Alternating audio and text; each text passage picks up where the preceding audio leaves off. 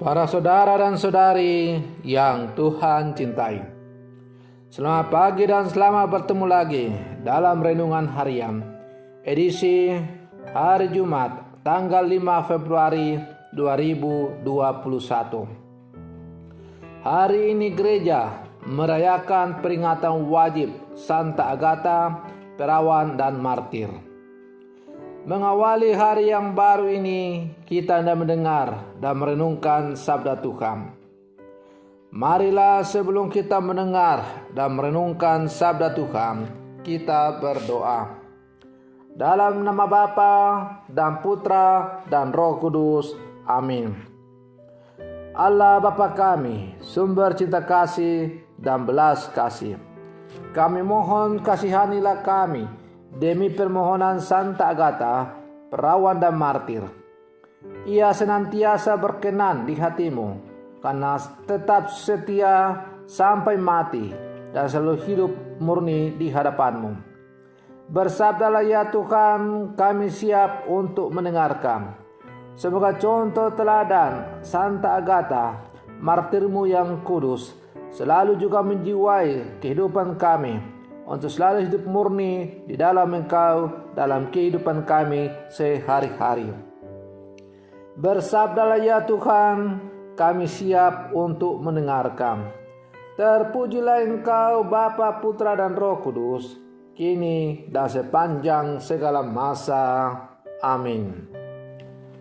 Para saudara dan saudari yang Tuhan cintai, sabda Tuhan yang hendak kita dengar dan kita renungkan bersama untuk mengawali hari yang baru ini, hari Jumat tanggal 5 Februari 2021. Dan pada peringatan wajib Santa Agatha diambil dari Injil Markus pasal 6 ayat 14 sampai 29. Tuhan sertamu. Inilah Injil Tuhan kita Yesus Kristus menurut Santo Markus. Pada waktu itu, Raja Herodes mendengar tentang Yesus, sebab namanya memang sudah terkenal, dan orang mengatakan Yohanes Pembaptis sudah bangkit dari antara orang mati. Dan itulah sebabnya kuasa-kuasa itu bekerja di dalam dia. Yang lain mengatakan dia itu Elia. Yang lain lagi mengatakan dia itu seorang nabi, sama seperti nabi-nabi yang dahulu. Waktu Herodes mendengar hal itu, ia berkata, "Bukan, dia itu Yohanes yang sudah kupenggal kepalanya dan kini bangkit lagi." Memang Herodeslah yang menyuruh orang menangkap Yohanes dan membelenggunya di penjara, berhubung dengan peristiwa Herodias, istri Filipus saudaranya, karena Herodes telah mengambilnya sebagai istri. Karena Yohanes pernah menegur Herodes, "Tidak halal engkau mengambil istri saudaramu." Karena kata-kata itu, Herodias menaruh dendam pada Yohanes dan bermaksud membunuh dia. Tetapi tidak dapat, sebab Herodes segan akan Yohanes karena ia tahu bahwa Yohanes adalah orang yang benar dan suci. Jadi ia melindunginya. Tetapi setiap kali mendengar Yohanes, hati Herodes selalu terombang-ambing. Namun ia merasa senang juga mendengarkan dia. Akhirnya tiba juga kesempatan yang baik bagi Herodias.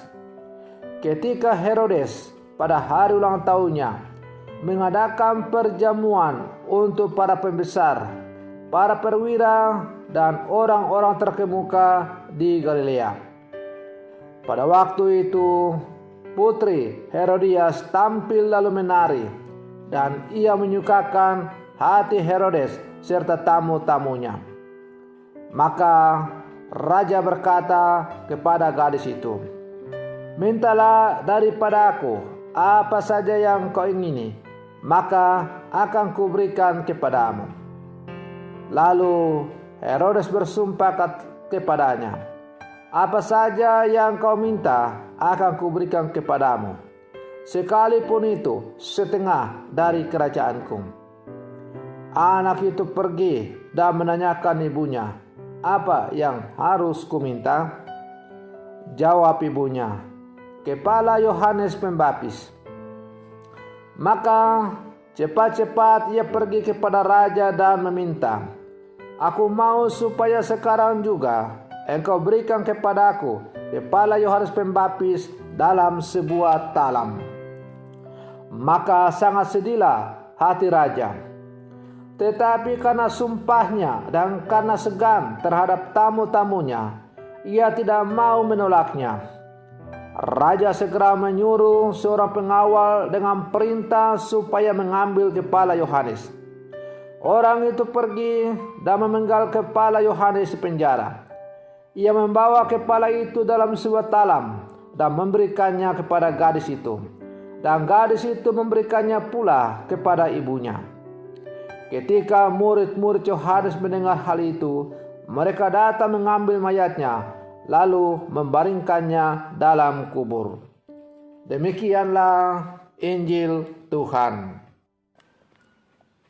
Para saudara dan saudari yang Tuhan cintai, iman perlu dihayati dalam keseharian, dalam tindakan-tindakan sederhana yang kita lakukan setiap hari. Salah satu cara yang dilakukan untuk menghayati iman adalah dengan memelihara kasih persaudaraan. Kita memperlakukan orang lain sebagaimana kita ingin diperlakukan oleh orang lain juga. Dalam kasih persaudaraan, kita tidak lekas menghakimi yang melakukan kesalahan, tetapi tulus memberikan teguran dan pengampunan. Para saudara dan saudari yang Tuhan cintai, Herodes dalam kisah Injil hari ini kehilangan kasih persaudaraan di dalam dirinya. Ia bahkan tega mengambil Herodias, istri saudaranya Filipus. Herodes kemudian memenjarakan Yohanes sebab ia menegur tindakannya itu dan menganggapnya tidak halal. Yohanes berani menentang apa yang salah karena ia memiliki kasih yang mendalam kepada Herodes, agar Herodes tidak salah jalan. Pada akhirnya Yohanes dibunuh atas perintah Herodes. Maka dari kisah ini kita dapat mengambil dua inspirasi. Pertama, dalam pengalaman Herodes kita menemukan kecenderungan umum manusia yang kerap menghalalkan segala cara untuk mendapatkan apa yang diinginkan. Yang kedua, kasih persaudaraan sejati tidak pernah berarti tanpa kritik dan teguran. Yohanes berani mengkritik dan menegur Herodes, bukan karena ia membencinya, tetapi karena ia sungguh mencintai dan mengasihi Herodes. Karena itu, ada pepatah yang mengatakan, sahabat sejati bukanlah sahabat yang setiap saat memuji, menyanjung-nyanjung, dan sebagainya. Tetapi sahabat sejati adalah sahabat yang tahu kapan ia menyanjung dan kapan ia menegur dan menunjukkan kelemahan sahabatnya, supaya kita bisa kembali ke jalan yang benar. Para saudara dan saudari yang Tuhan cintai, sebagai orang-orang beriman, kita diajak untuk menjadi manusia yang baik dan benar, supaya hidup menjadi indah. Menjadi manusia yang baik dan benar, supaya hidup menjadi indah, adalah impian semua orang. Maka keberanian moral dan